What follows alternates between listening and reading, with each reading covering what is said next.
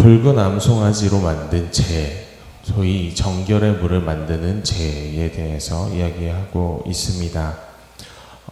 오늘 말씀에서 보면은 재를 만드는 방법을 얘기하고 있는데요. 이 재가 놀라운 것은 이 광야 여정을 돌아다니다 보면 우리가 원하는 대로 하나님 앞에 예배할 수 없다라는 것을 하나님께서 이미 알고 계셨다라는 것입니다.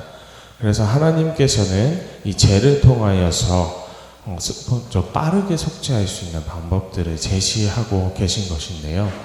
오늘 이 재를 만들 때에 본문에서 등장하는 몇 가지 특징들이 있습니다.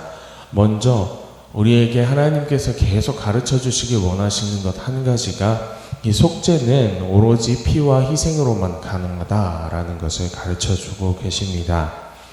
오늘 재를 만들기 위해서 필요한 가장 중요한 재료는 붉은 송아지인데요.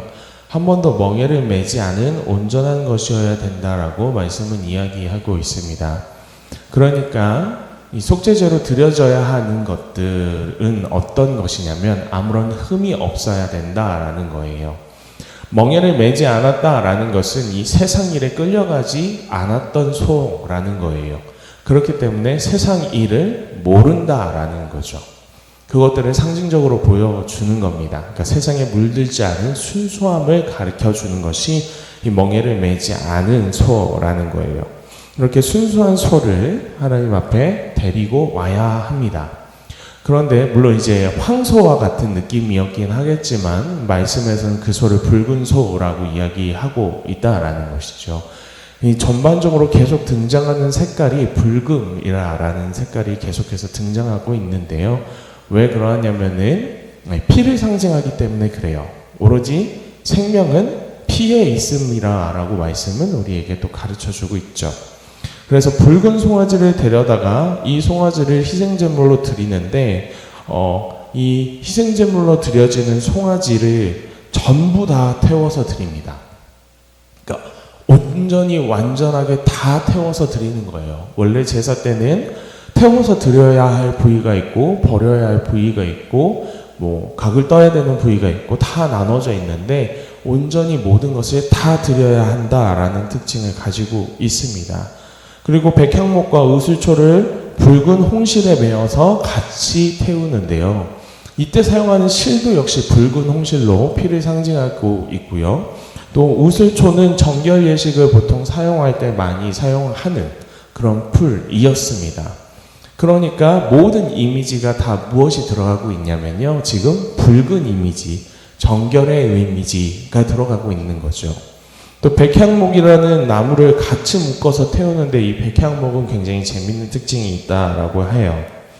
백향목은 여러분 굉장히 고급 목재로서 말씀에 등장합니다. 근데 이 백향목이라는 나무가 고급 목재가 되는 이유는 이 나무 자체가 굉장히 은은한 향을 가지고 있다라고 해요. 근데 이 은은한 향이 사람을 위로하는 힘이 있대요. 그러니까 사람의 심신을 되게 위로하는, 저도 맡아보지는 않았어요. 무슨 향인지. 근데 우드 향이겠죠? 근데 이게 사람을 되게 평안하게 만들어주는 진정 효과를 가지고 있는 그런 향을 가지고 있다라고 해요. 근데 이 향이 정말 재밌는 것은 아주 어린 백향목부터 시작해서 이 백향목에는 원래 향이 없어서, 그러니까 향이 나지 않는다라고 해요. 백향목 나무가 나중에 커가면서 향이 생기게 되는데 어떻게 생기냐 하면 백향목이 향이 생기기 위해서는 이 백향목이 반드시 닫혀야 하는 거죠. 그러니까 가지가 이제 부러지고 여기저기 상처가 나면서 그곳에서 진액이 나오게 됩니다. 그리고 그 진액이 덮이고 나서 굳어지면서 상처를 치료하면서 그 과정 속에서 나무가 향을 내게 되는 거예요. 즉 아무런 상처를 받지 않은 백향목은 향을 내지 않는다라는 거죠. 그런데 비로소 무엇을 통해서? 상처 입음을 통해서, 그리고 어떻게 보면 피 흘림을 통해서 그가 무엇을 품게 되는 거예요? 향기를 품게 되는 거죠. 이게 또 백향목의 특징 중 하나입니다. 그러니까 지금 이 제사 속에 드려지는 모든 물건들은 뭐와 관련된 거냐면 피 피와 관련된 거고요. 정결과 관련되고요. 그리고 속죄와 관련된 거예요. 희생과 관련된 거예요. 그런 이미지를 사람들이 받을 수 있는 그 모든 것들을 지금 어떻게 하는 거죠? 한 번에 불에 넣고 다 태워서 완전히 태워버리는 거예요. 그래서 재가 될 때까지. 그렇게 태워가지고 이제 만든 이 재를 가지고 나중에 물에다가 섞어서 성막과 사람들에게 뿌리게 되는데요. 먼저 성막에 7번을 뿌려 놓습니다. 그리고 나중에 그것을 정한 곳에 잘 모셔놨다가 이 사람들에게 부지 중에 지은 죄나 여러 가지 죄들을 저질렀을 때 그 재를 물에다 타서 사람들에게 뿌리는 거죠. 회브리지 같은 거예요. 어렵지 않게 행하는 일이라라는 거예요. 그러니까 하나님께서는 이 죄를 통해서 첫 번째 보여주시는 것이 우리의 죄를 완전히 회개하게 하기 위하여서는 오로지 이 생명과 피가 필요하고 속죄가 필요하고 그렇게 해서만 정결함이 유지된다라는 것을 가르쳐 주시는 것인데, 또 한 가지 이것이 너무 감사한 이유는 무엇이냐면, 그럼에도 불구하고 하나님은 계속해서 무엇을 찾으시냐면 우리가 빠르게 속죄할 수 있는 방법을 찾는다라는 거예요. 우리가 쉽게 속죄할 수 있는 방식을 찾으신다라는 거예요.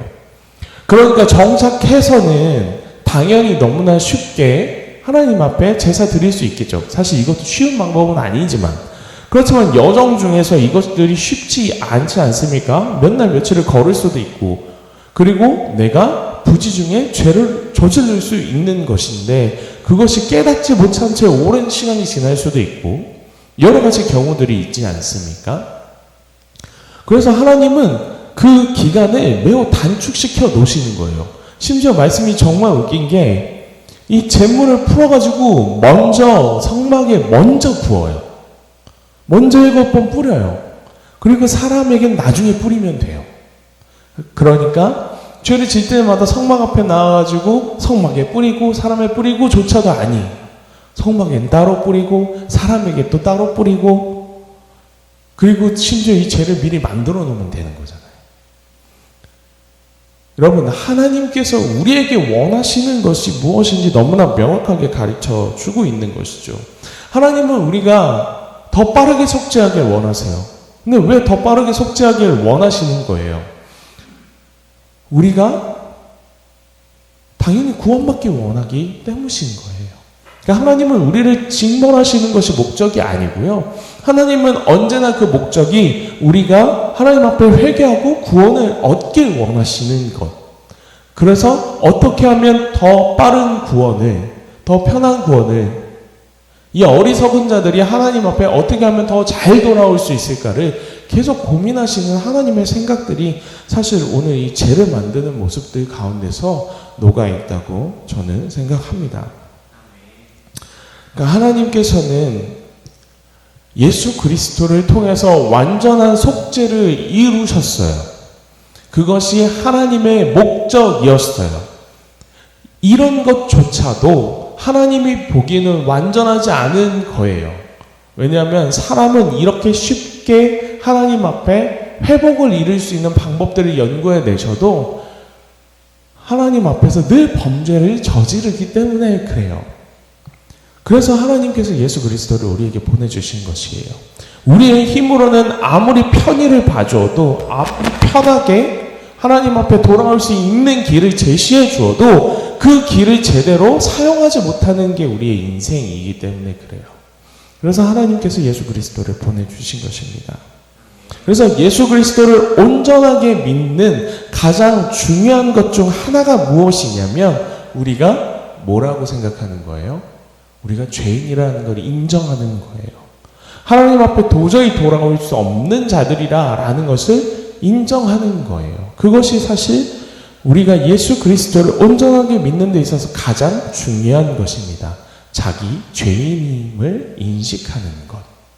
여러분, 오늘 말씀에서는 그 힌트를 또 우리에게 주어주고 있습니다. 무엇이냐면요, 지금 만드는 이 잿물이 무엇입니까? 무엇을 이루기 위하여 만드는 제물입니까? 제입니까? 정결을 위하여 만드는 제 아닙니까? 깨끗함을 위하여 만드는 제라고요. 그런데 말씀은 계속해서 후반절에 뭐라고 얘기하냐면요.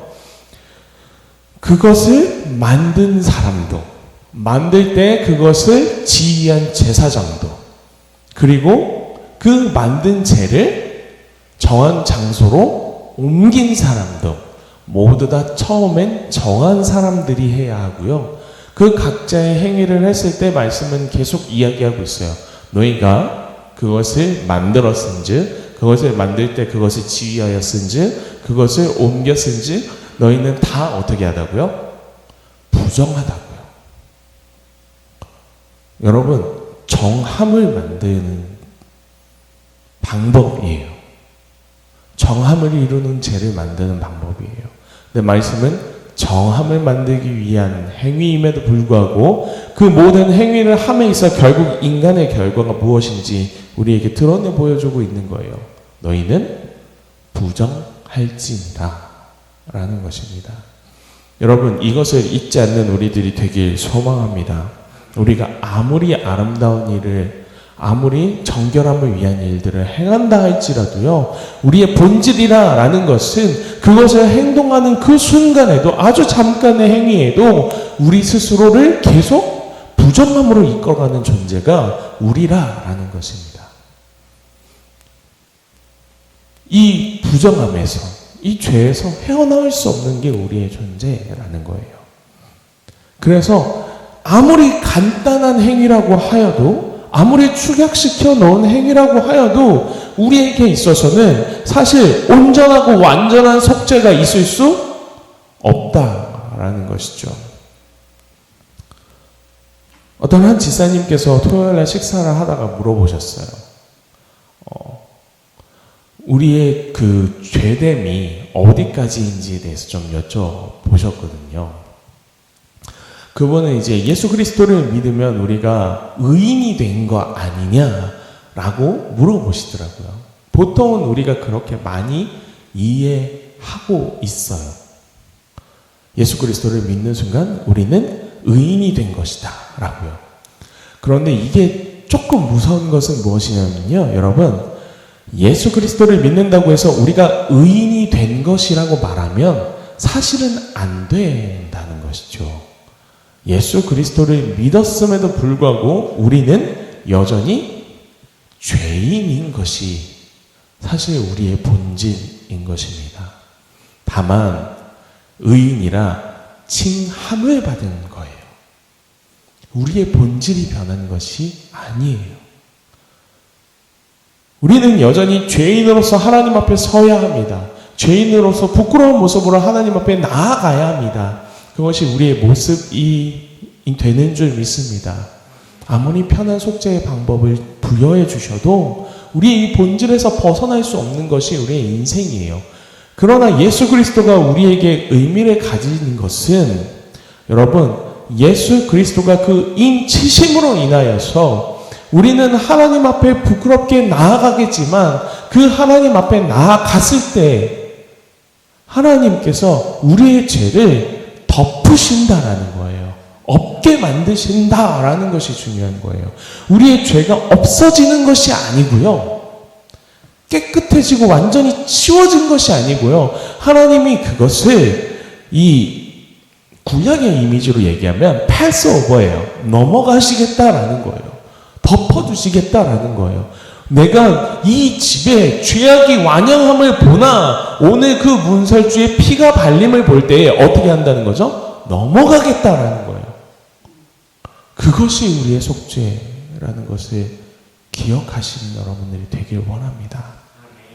아무리 쉬운 편한 방법으로, 빠르게 속죄할 수 있는 방법으로 우리에게 제시하도록 온전하게 하나님 앞에 나아갈 수 없는 존재가 우리에게 예수 그리스도를 오늘 이 땅에 보내주신 것을 이해하시는 여러분들이 되길 원하고, 때문에 이 예수 그리스도를 통하여 이루어내신 이 넘어감의 은혜, 완전히 덮어짐의 은혜, 죄가 없다 선포하시는 더 이상 그 죄를 바라보지 아니하겠다 하시는 하나님의 그 은혜에 감사할 수 있는 저와 여러분들이 되길 소망합니다.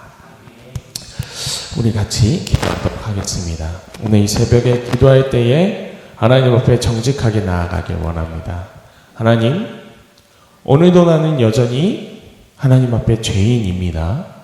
그러나 예수 그리스도를 통하여서 나를 인치셨고 그 죄가 없다 하시는, 그 죄가 없다, 더 이상 바라보지 아니하겠다 하시며 이제 내가 너를 나의 자녀 되게 하겠다 하신 이 하나님의 말씀으로 인하여 오늘 하루 좀 감사하며 나아갈 수 있는 저와 여러분들이 되길 원합니다.